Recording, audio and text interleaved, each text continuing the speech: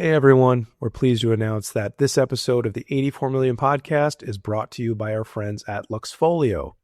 Inspired by Bitcoin's success as a corporate treasury asset, the team at Luxfolio is pioneering the Litecoin treasury strategy as the very first publicly traded Litecoin treasury company. Confident in Litecoin as a hard, scarce, and sound digital currency, Luxfolio is proving that digital silver is now institutional grade. With a robust Litecoin balance sheet, Luxfolio is committed to actively supporting the Litecoin ecosystem, collaborating with developers, miners, media, and others, promoting further Litecoin adoption. Luxfolio is setting the standard for Litecoin adoption at the corporate level. Learn more at luxfolio.com, luxfolio.com. When it comes to mining, pools matter. This is why we recommend POWERPOOL. POWERPOOL is a mining pool built by miners to maximize profits. If you're mining from home or have a larger scaled operation, use POWERPOOL for the best payouts.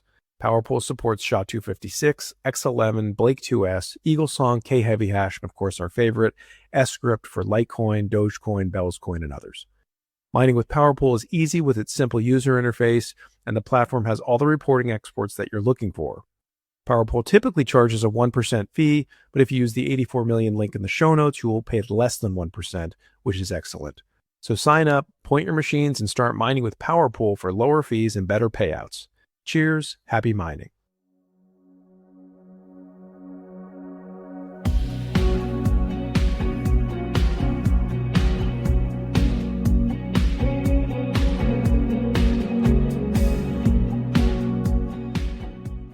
Hello and welcome to the 84 Million Podcast. We're here with Randi Hipper on episode number 50. I know we've been waiting for it. But before we start talking, let me give my guest an introduction. Randi Hipper is a 22-year-old digital asset educator and crypto industry influencer. Formerly Miss Teen Crypto, Randi runs the Daily Zest Podcast and has appeared on Fox Business, Newsmax, and most recently News Nation. You can find her on X at Miss Teen Crypto and I believe randihipper.com. Welcome to the show, Randi. Thank you so much for having me. I'm so happy to be here. It's about time. I know we've been trying to get to this for so long. You know, you said it recently on your own platform that nobody wants to do interviews in December. We do. So we've made it happen. Another thing is, interestingly, I'm remembering before the Litecoin Summit 2024, we had a brief call. And so our studios have connected once. It was just never televised to the world. But it's good to have you back here. And of course, we're going to talk about Litecoin. It's a Litecoin podcast. But before we do, you were traveling internationally. Tell us all about it. Oh gosh, I spent 2 weeks in Dubai and it was absolutely amazing. And thank you to Binance for bringing me out there. And I was really one of the only Americans there, which was just amazing for me to get out of the American bubble, because I feel like when you go to a lot of conferences in the US and Bitcoin conference, it's just mostly the same people. And so stepping out of that box and meeting people from China, Turkey, London, just all these countries, it was just great to get their perspective, especially on America. That was a very interesting thing. But I went to Binance Blockchain Week. That was December 3rd and the 4th in Dubai at the Coca-Cola Arena. And I met everybody, both CEOs of Binance. I met Peter Schiff. And then when I was in Abu Dhabi, I went to Abu Dhabi Finance Week from the 8th to the 11th. And there I was hanging out with Brian Armstrong, the CEO of Coinbase. I saw Michael Saylor. We had a really nice conversation. And then I also saw Reese Merrick, who handles basically the Middle East and Africa portion of Ripple. Great guy, by the way. And so I just met countless people when I was there, and a lot of them that I just can't even go down the list. But it was just an amazing experience. And to go to Dubai, especially because people thought I was crazy for going there, especially just me going halfway, no, not even halfway, fully across the world. People thought I was crazy for it, but there's a lot of misconceptions about Dubai, and it's very cool, very relaxed, very clean, which I appreciate, and everyone is very sweet. It's a good word. I saw you on a very large yellow chair with Coin Bureau too. And I know historically he's been, well, first of all, he's been around a long time, and he's been very favorable to Litecoin too. So I know you were talking about Litecoin with Michael Saylor, but we'll leave that for off air. But that sounds like a great trip. In terms of, let's see, 2026, there is a Litecoin summit. It's no longer in the United States, at least this next one. It will be in Amsterdam. Do you plan to attend that? Plan to, yes. But I'm currently figuring that out. It's something that's on my mind and on my agenda right now. So I'm like, with the will, I'll hopefully get there. So That makes two of us. I'm used to stateside and things aren't less busy, but I think ideally it would be great to be there. I think it'll be, whether or not I'm there, I'm sure it's going to be a great event, and we're all looking forward to it as more is revealed about that event. But I know I saw you at the last two summits. I'm rooting for the Proof of Work Summit at least to be stateside. That was Europe, the Europe theater, and then we had Litecoin in the US. So maybe we can do a swap. That would be great. Yeah, that would be pretty cool. I'm not going to lie. I definitely love proof of work. I love proof of work too. And I think that leads right into your story. I want to talk about your story. You've been doing this for a few years now. You're an influencer. You started when you were really young. And I'd like to know exactly how old you were, if you don't mind. But how did you get into all of this? Randi Hipper, Miss Teen Crypto, how old were you and why? So I can start from the beginning. And when I was 13, so almost 10 years ago in 2016, my father told me about Bitcoin and I thought he was crazy, but I didn't see the whole point of it. I didn't know I could actually do things with Bitcoin. I thought it was like a stock or some like magic internet money. But then by the time I was 16 in 2019, we did my first Bitcoin transaction and I realized how easy it was. It was just a QR code or copy and pasting a username or an address to send to anyone anywhere in the world instantly with no one in between. And I just felt the empowerment from that. And it also just went back to the whole like Gen Z thing. All of us do not care to carry around cash or physical debit or credit cards. We want QR codes. We want tap and pay. And that's essentially what we do on PayPal and Venmo and different platforms every single day. So for me, this was the next step. I also saw that I had a few $100 in my bank account. I wasn't earning interest and my purchasing power was going down. So I figured, why not throw that in Bitcoin? And then from there, when I was 17 in April of 2020, I was a junior in high school. And it was a lockdown. I'm a complete nerd and the one that does study guides and gives those out and, was just a year ahead in a few subjects. And I was taking college courses. Like, I just loved school and I just love learning. It's just a thing. And so when lockdown happened and there was no school and everything was really depressing, and I was even thinking about, going on Twitter, but I didn't even know where to start. And then one morning I woke up and I kind of had this dream or whatever. And I just woke up and I said, Miss Teen Crypto. And, I just went out and said to my family, Miss Teen Crypto. They're like, what is that? And I said, I think that's it. But then it still took me a few hours. I went to the park nearby because again, it was lockdown. It was just a sad time and I wanted to go outside and be with nature or whatever. So sitting outside this park and I just was like, all right, let's give it a shot. And I went on Twitter, I went on Instagram, Snapchat, and I saw the username Miss Teen Crypto was available on all platforms, took it as a sign, created the account, just started tweeting and really fell in love with crypto. And then by the time of so that was April of 2020, by November 2020, I was minting NFTs. And I was also hitting the streets of Manhattan asking people if they knew about Bitcoin, which I don't know, looking back was just a blessing, 100%. Going to the streets for cryptocurrency, that's amazing. And can I ask if you were homeschooled or were you just doing advanced courses in a traditional, so non-homeschooled setting? Yeah, I don't know if it's the same in a lot of states, but in New York, they have the Regents test. So when I was in middle school, I was moved from mid honors to the higher tier honors class. And they said, okay, well, now you're going to take as an eighth grader, which is your last year in middle school for people that may be international. That last year of middle school, you were going to do high school courses in math and science. So that put me ahead a year. So by the time I was a freshman, I was taking sophomore classes. And because I was, I'm fulfilling all those credits, then by so sophomore year, junior year, they were like, okay, well, now it's are you going to take AP or you could choose a college course? So I started taking college math for a few years, college English. I was taking college psychology for 2 years as well because I thought I was going to be a psychologist coming out of high school. So I took a few college classes. It was just what I was able to do. And I kind of took that path and earned the credits. And then you went full time and then you went full time into this and it's not stopping. Yeah. No. So this is interesting because I remember a distinct, like, cheering you from the sidelines moment. I mean, it was us reading what you're posting online. But I remember when you posted a photo where you were at an Ivy League, I think it was at Columbia, and you were lecturing them on cryptocurrencies. And I'm like, I don't think Randy went to college. This is the greatest thing. Now, granted, you've taken some courses, but I love that. I think that is such a great testament to self-determination, your ability to carve your own way. What was that like for you, going to a top school, at least in our country, not having a degree or any sort of whatever, but you were the expert? What was that like for you?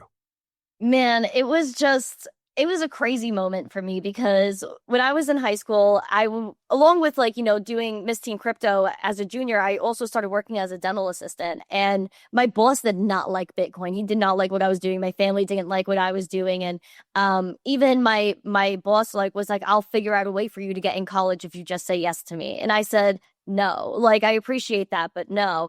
And I just felt a very strong call to go in this direction. And I would always pray on it and just be like, what do I do? Where do I go? And if there's a way to make this happen, have it happen, because there were so many times where I didn't know we were going to pay rent and things like that. And so to get to that point where, I was going on Fox News, I was doing all these things, and then Columbia calls me, and the teacher, Mr. Medline, he's an amazing man.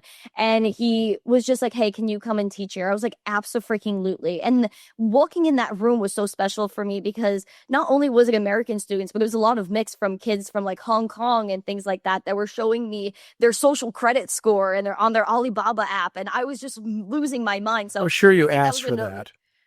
Oh, they were like, Randy, you need to see this. And it was just a moment that I'll never forget. I really feel like I was there for a reason, and to see all those kids and to hear about them. And some of them actually, after that class, the teacher told me they actually went and started their own Bitcoin and crypto clubs in Hong Kong, based off of that class. So it was just very inspirational for me. And those kids that I met that were basically about my age, they really inspired me for sure. That's amazing. I think it's great. Under what, and now you mentioned dental work. That, of course, is STEM and requires, should you pursue it or anyone pursue it, of course, you need to go through schooling before you're getting in folks' mouths, right? These things are important. But I think a lot of the degrees out there are very fluffy, very useless. Now, granted, it's becoming almost a baseline of uselessness because so many people carry it. But under what setting or what circumstance would you recommend college versus not?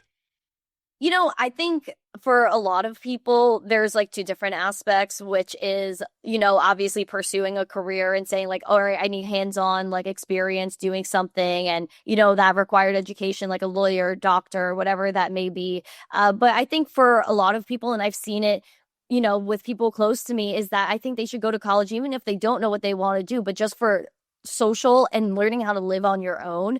Because I feel especially in this generation where we're so tied to our phones, we're kind of hyper dependent on what's familiar. And so I think for certain people, they should definitely go to college just so they could learn how to live by themselves, go to the grocery store, being able to clean your own room with somebody else that actually is going to judge you, that's not your mother.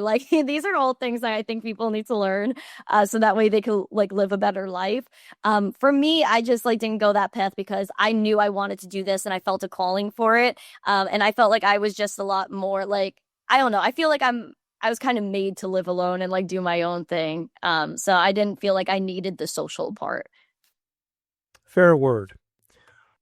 I think it's an interesting question, and I can again just admire you for kind of paving your own way and doing it very well. And we're here because of it. So thank you. These are options to take alternate paths under creativity and inspiration, like Randy has done. But maybe somebody would say, I know this is nothing about crypto, but maybe somebody would say, oh, it's so easy. You make it look easy.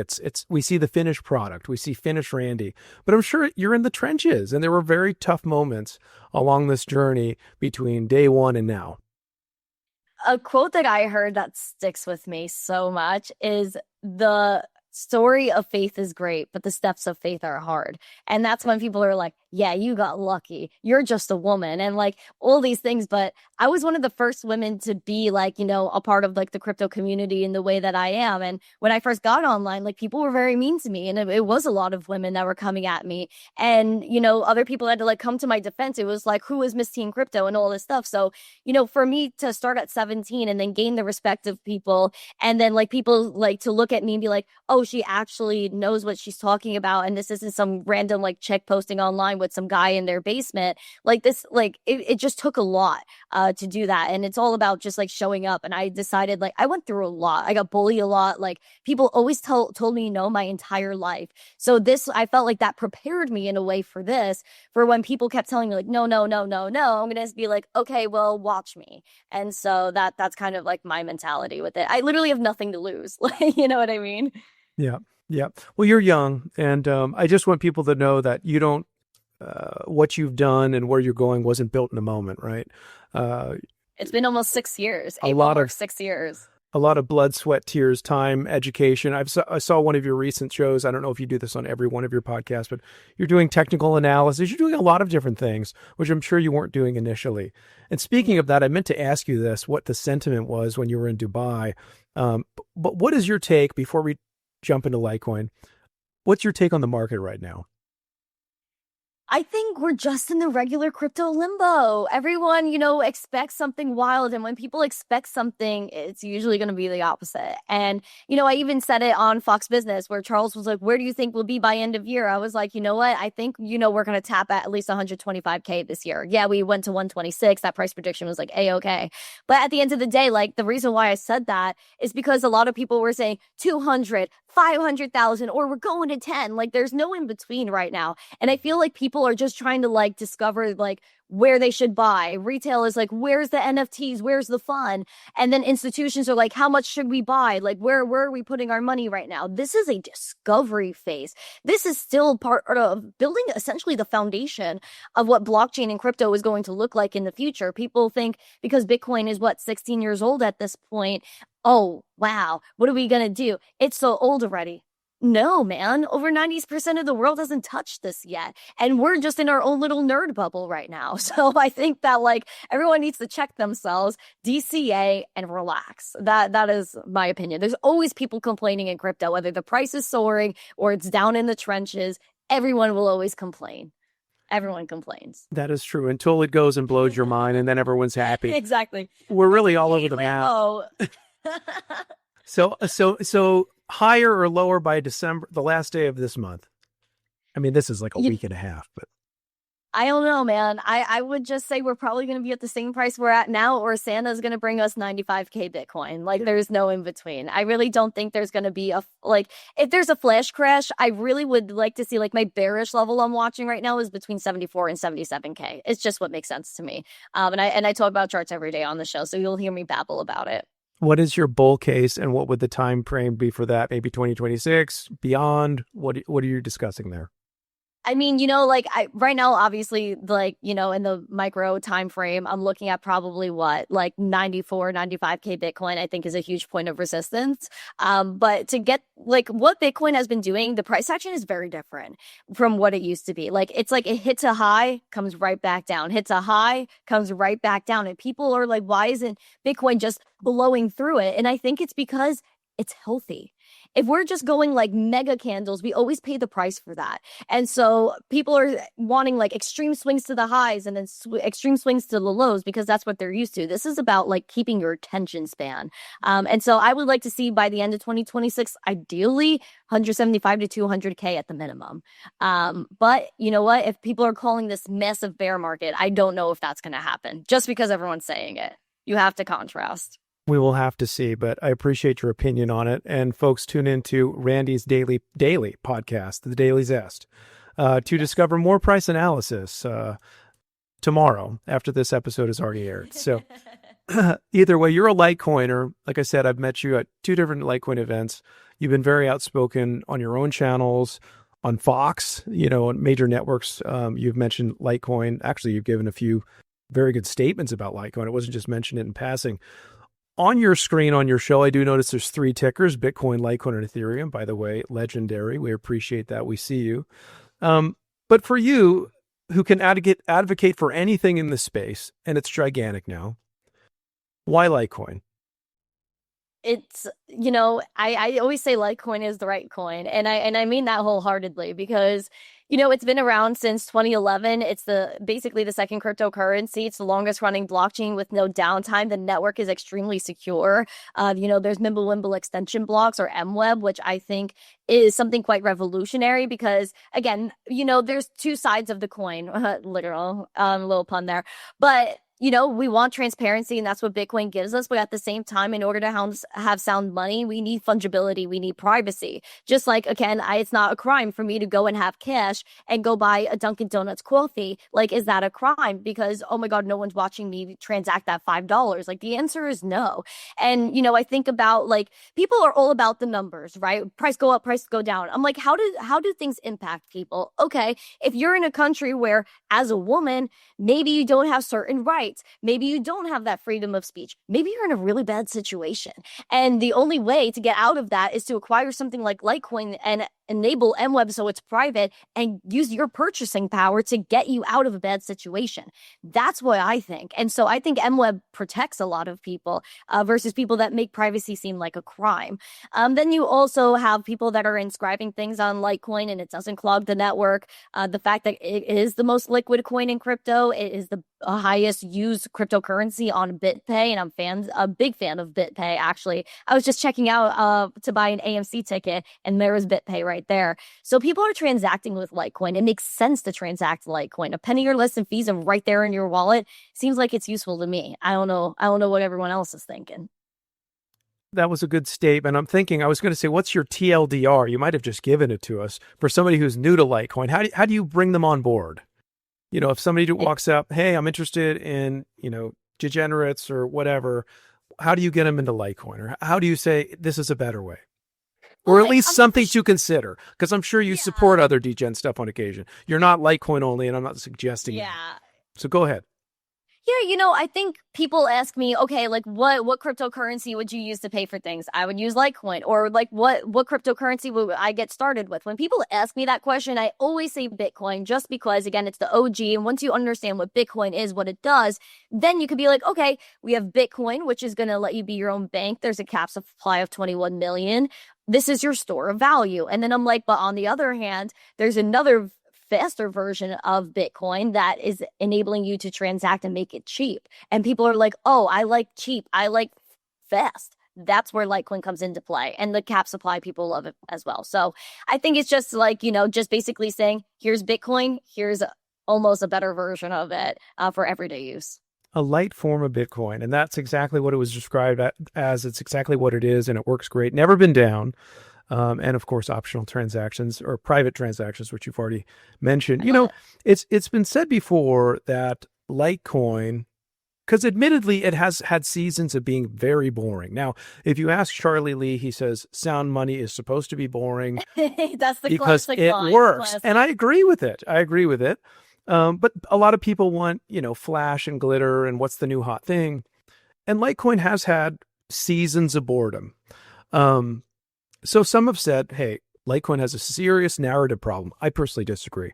So the narratives that I see are the silver to Bitcoin's gold. That's the original one. Charlie set that up, and the Litecoin launched Bitcoin Talk forum post. I'll call that our white paper. If you're not calling Bitcoin Satoshi's paper, our white paper. There's the cryptocurrency or the digital currency for payments. You've talked about that. That was one of the earlier Litecoin books. In fact, the first one by eCurrency Hodler, who was our last guest. Oh, I love him. Yes, great guy. Digital currency for payments. We also have, Robbie was mentioning the virtual private money, VPM, MWeb. We can talk about digital commodities. There's only a handful of them. So I'm saying, and then Charlie earlier this year, he set up this new idea of Litecoin. I think it's an old idea, but a newly phrased idea, Litecoin as the people's money. So to me, I think there are multiple narratives around Litecoin. So for you to say there are none, I think it's wrong.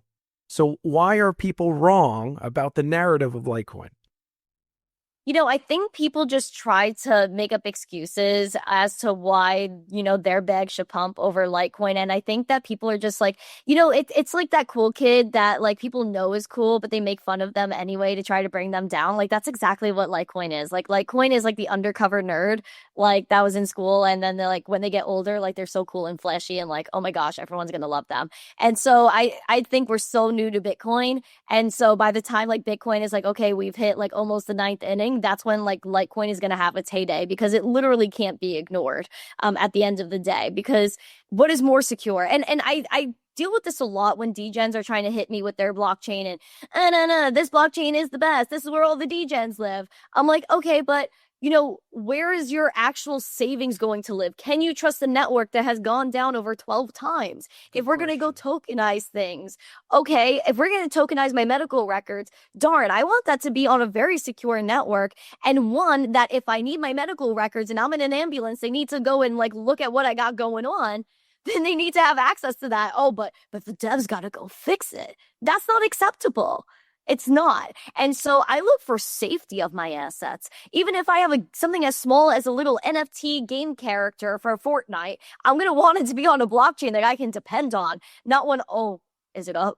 I got to go check the website. Like that's a little ridiculous, especially in this day and age. Come on, man. Come on. Yeah, that would be absolutely terrible to have some sensitive, life sensitive data that can't be accessed because the network is down. That'd be terrible. This is dystopian. Property deeds, everything.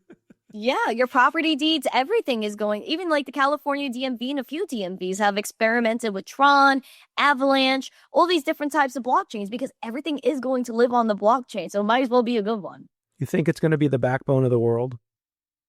Absolutely. We're going to get to a point where we're going to use blockchain without knowing we're using blockchain.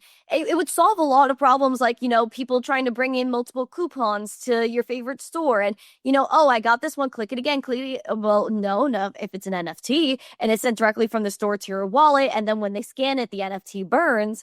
Oh, wait, there's verification there.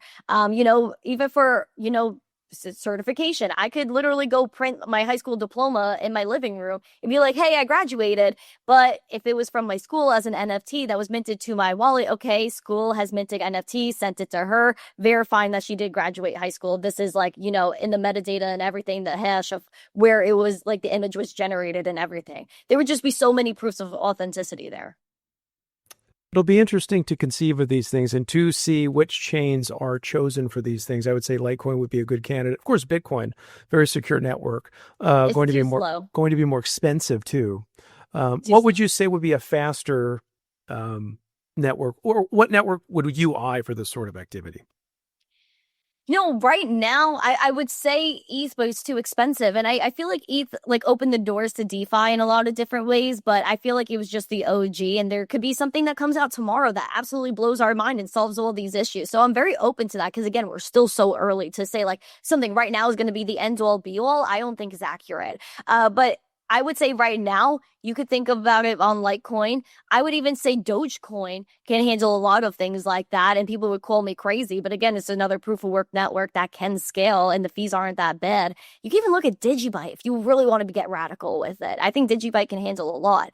And they're also proof of work and something that's over 10 years old at this point. So I look at the OG blockchains because you know what? They're still here and they haven't had a problem. Yeah, and the three of them are S-CRYPT, Digibyte at least in part, but Doge and Litecoin, of course, are S-CRYPT, and the miners will be happy, but the network is very strong, and they are a lot faster than Bitcoin. Speaking of Bitcoin, and I know you are a Bitcoiner, I can call you this, you've supported Bitcoin in the past, I believe you still do. Absolutely. But you're not a maximalist, at least I can't taste it if you are. Those that would say Bitcoin only, there's nothing else to learn, there's nothing else to look towards. We have everything here. To me, that's, speaking of the proverb, pride comes before destruction. I think if we have that mentality, it does serve a purpose, and I understand why we have sailors and things like this. But ultimately, it's unsustainable because it will cease, I guess, it will rest on its laurels. All of the things that got Bitcoin to be where it is today as king. Now, that, of course, is its first arrival, right? But beyond that, it was performance. This is person-to-person electronic cash. Yet on that front, it's diminishing. Litecoin, of course, is ascending exactly where that's diminishing. And you mentioned BURKETT. It's been, I don't know, almost 2 years for it being number one there after it was added. So I think this assumption of Bitcoin forever, for all time, do not look elsewhere, I think is scary, because I don't think it has Bitcoin in its favor ultimately, because they'll stop, how do I say this? Ingenuity could cease, not seeing competition and thinking you are it. It's just a very dangerous place to be in. We have parables about that, whether it's the rabbit and the hare or Proverbs. There's a lot of life history that suggests this sort of mentality is probably not a very good one. What is the problem? How do you see Bitcoin maximalism, or the Bitcoin only folks in the broader crypto space? There's so many things I can say about them. And what I always like to reference is when I was starting this Teen Crypto in high school, there was a teacher, he was a socialist, and he was an outright socialist. He was like, I'm a socialist. You parade that all around. And so he was saying to me, he was like, well, Bitcoin's not going to work because, again, it's not something the government created. And it's also something like, he's like, it's just going to die, stocks only. And so when I go into like, these rooms where people are saying it's Bitcoin only, I'm like, well, that's not right, because one, like, you're preaching freedom. Bitcoin is freedom money, but you don't allow people to have the freedom to go ahead and choose what they want without you calling them names, which I think is a little hypocritical.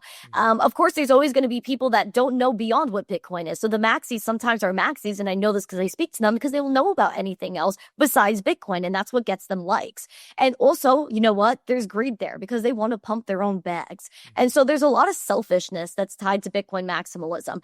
I think that, like, you could really believe that Bitcoin is the only one, everything else is trash. But that, I do believe there are a few that really believe that. But at the end of the day, most of the time, it's not true. 2021, what did you see? The biggest Bitcoin maxis. What were they doing? Going and buying NFTs, flipping them, and then going and putting it back in Bitcoin, but justifying it, saying that I just bought Bitcoin with it. However, why did you go and trade it in the first place if it was worthless? So there's just a lot of hypocrisy there. I do think that it's a narrative that sticks right now, and in the future, it's not going to work. When I go on the news, they're not talking about Bitcoin only most of the time. They want to, what's going on in crypto? What's this mysterious world? When I was in Abu Dhabi talking to the biggest finance players in the world at Abu Dhabi Finance Week, they didn't care about just Bitcoin. They're like, what is crypto? How do we use it?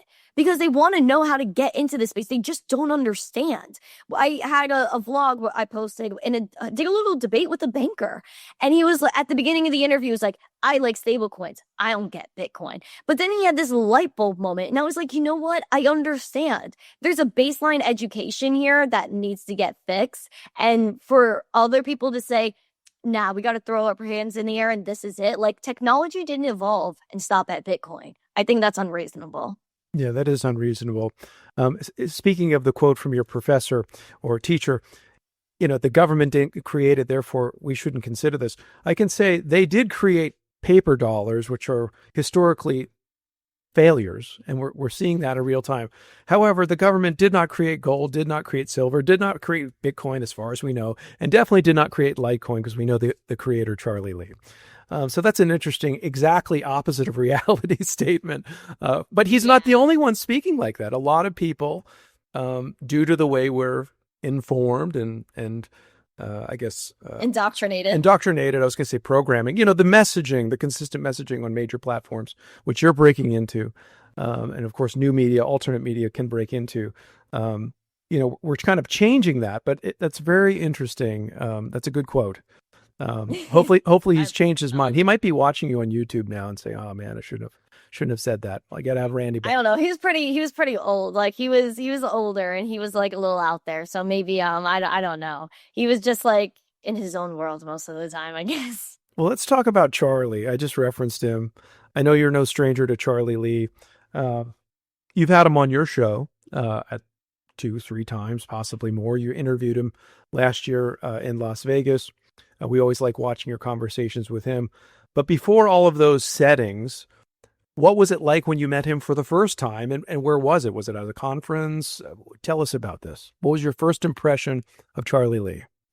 Oh my gosh. I was so excited to meet this man. The first time I met him actually, I believe, and I was actually thinking about this before the show. I was like, when did I meet Charlie Lee? And I believe it was in 2022 where we were shooting a commercial for Flexa.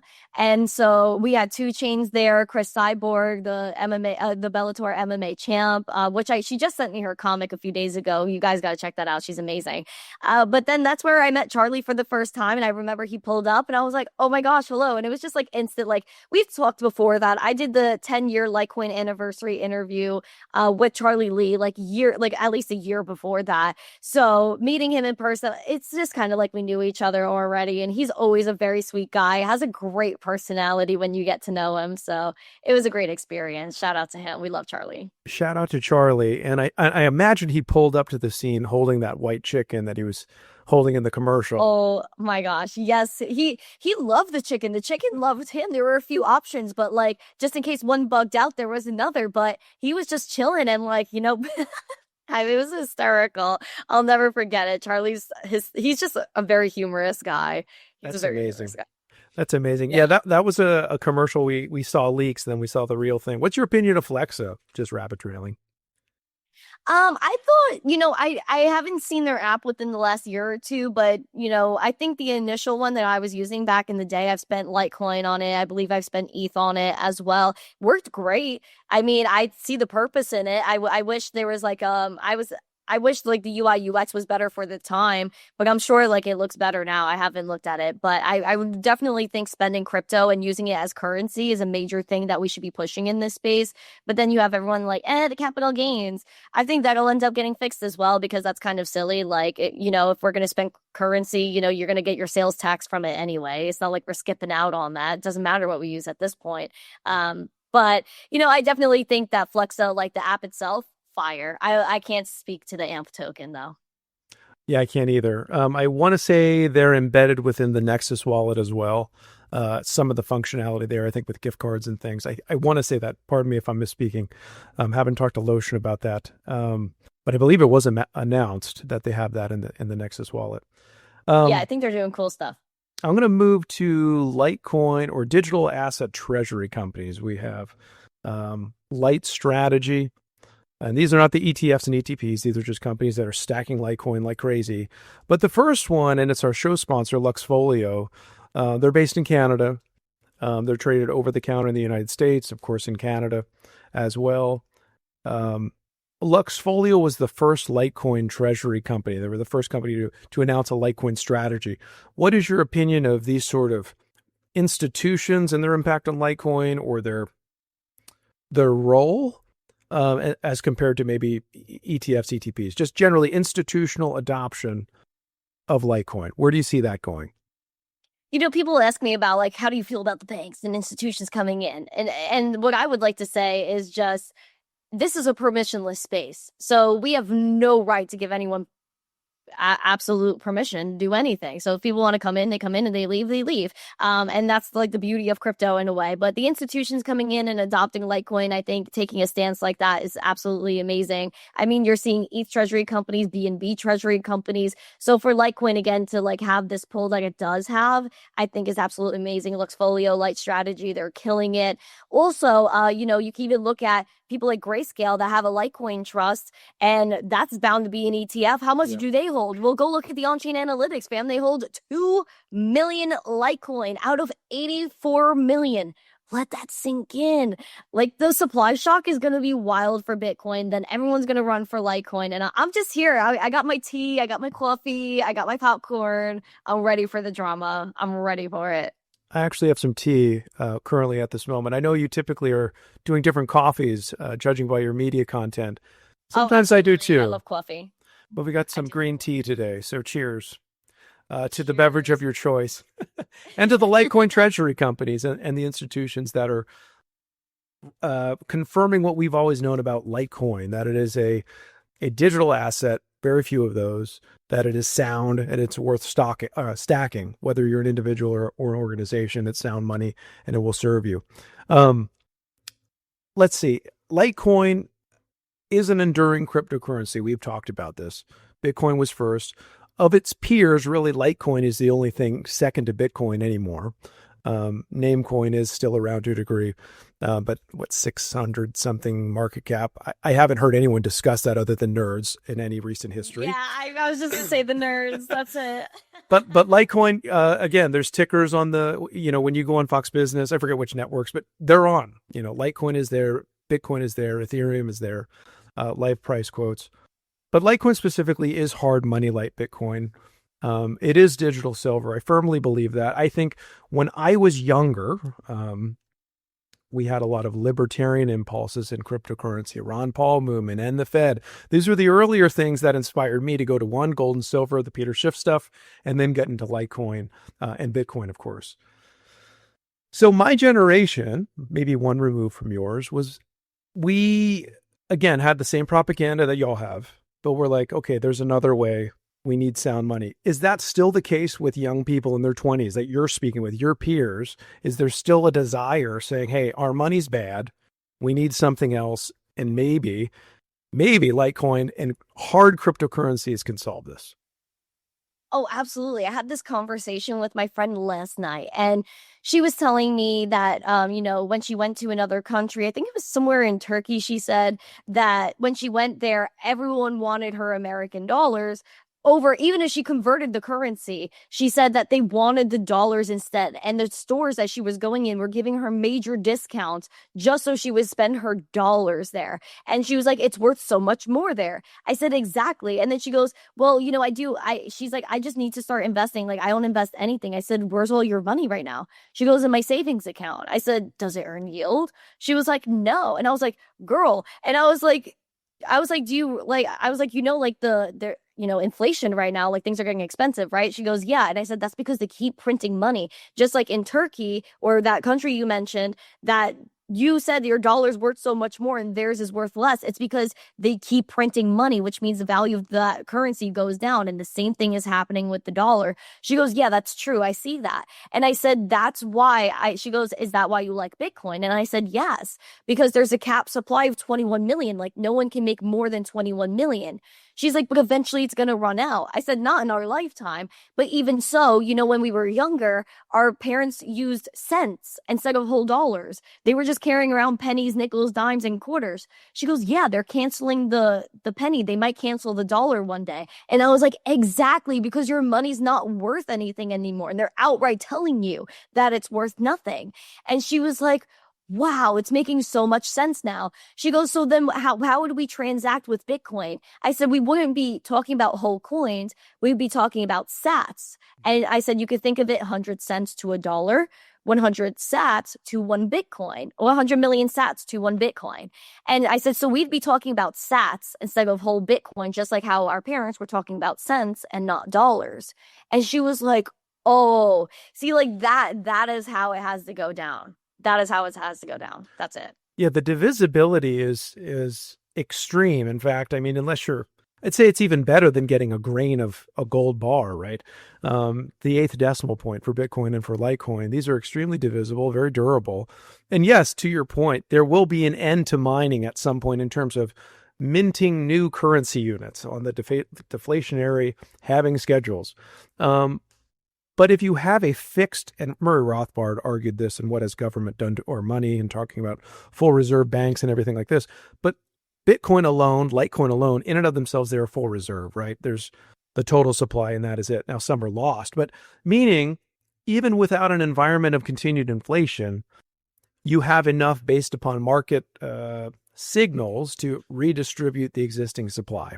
So it's really not that hard. You don't have to keep printing money forever for prosperity. In fact, I would argue printing money forever destroys prosperity, which is why we like these fixed assets. Yes, absolutely. Cheers. Yes. This is a good thing. Before we end the show, I gotta consider your time. We're running 42 minutes. Big things for you. You've already told us kind of your story from day 0 or day 1 up until this point. You made some statements on your personal channels about, you got big plans for next year. I mean, you've been interviewing congresswomen, going on these conferences, showing up more on media channels, of course, running your own shows too. What's in store for you in 2026? What's the next chapter look like for you? Well, I'm drafting that out right now. There's so many things at play. But ultimately my rebrand is coming through. And I know you guys have seen me kind of change a little bit, obviously, trying to show maturity and where I started. Like I'm not wearing sweatpants and t-shirts all the time, like I'm trying to grow up a little bit. And I feel like has been part of my journey, is just growing with people. Like I started as a teenager, now I'm an adult, and just meeting the top players in finance and crypto last week, it just inspired me and really ignited my fire to a flame at this point, like a freaking volcano, because I realized that my dreams are big, but I have to dream bigger. And so 2026, I'm going to have major guests on my podcast. I'm going to definitely be traveling the world. That is one of my goals, is to keep traveling the world, going to these conferences and just doing boots on the ground education. Education is worth more than hype.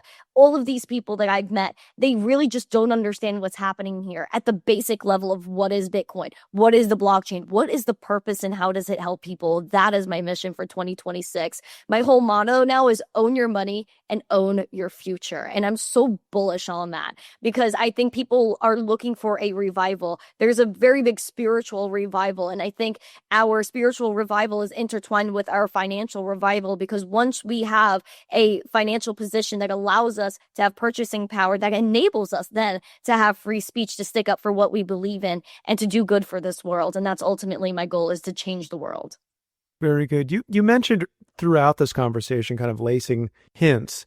And I know you mentioned about going to church and maybe getting some criticism for that, but was that something, a faith that you held for a long period of time that you're becoming more public with now? Or was it something that was just like, hey, wasn't interested in any of this and it's a new journey for me?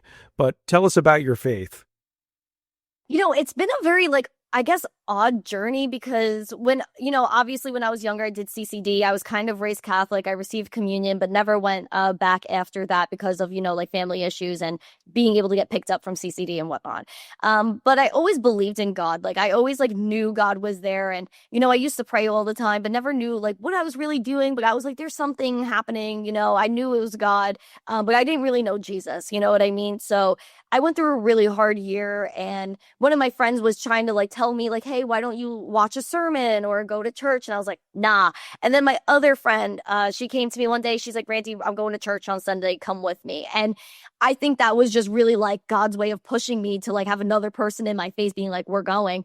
And the first week I was about to go, I slept in. But then the second week I was no, I felt this extreme guilt and this extreme push. I was I have to go. So I went, and the first sermon was about the life of David. And it was exactly what I was going through at the time. And it hit me in a spot where I just walked out crying.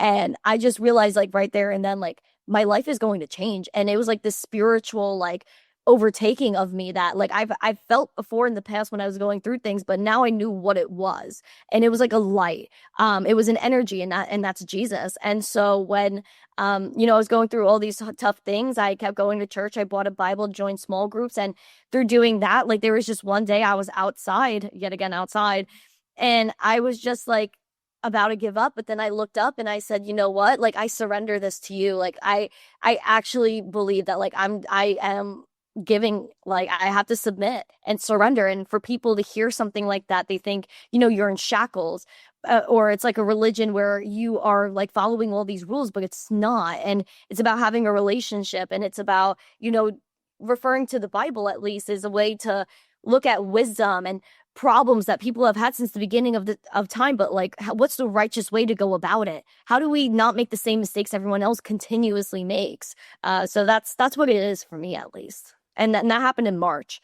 And so when the whole Charlie Kirk thing happened, I felt a strong push in my heart to tell people we should be going in this direction, not because I'm trying to push something on people, but more so let's reach peace together. And I view this as a way, if we're held accountable and we have a relationship with our creator, there is a way for people to have a moral compass.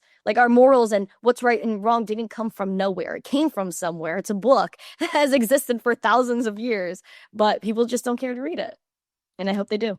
In the words of Chuck Missler, was the first hyperlink document, actually, and the oldest, and we still have it. And in terms of legalism, I would argue if you ever survey the Federal Register of all the new laws published every year at the federal level, this isn't talking about state laws or local ordinances, there's far more in there than the 10 Commandments. So it's either the religion of man will shackle you or the biblical law will shackle you. And I would argue the religion of man is much, much, much, much worse and less forgiving and less merciful for us and less restorative. Not that the law was meant to restore us, it's to show us where we lack. But either way, I think humans left alone are a lot more tyrannical than God.